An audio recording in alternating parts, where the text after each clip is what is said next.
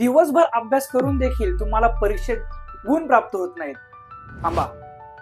जास्त वेळ अभ्यास करणं यापेक्षा योग्य पद्धतीने अभ्यास करणं हे महत्वाचं आहे. यामध्ये आपण पहिली चूक करतो की जास्त वेळ वाचत राहणं. पण वाचल्यामुळे आपल्याला सर्व काही आठवतं का?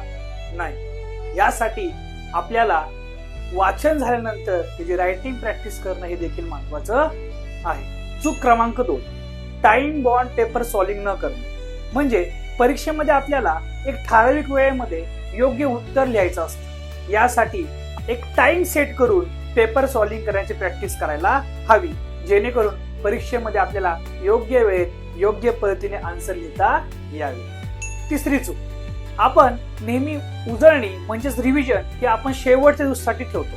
मात्र शेवटच्या दिवसासाठी ठेवल्यानंतर आपण काही गोष्टी विसरण्याची शक्यता जास्त असते. म्हणून आपण केलेला अभ्यास याची रिव्हिजन आपण नियमित करायला हवी.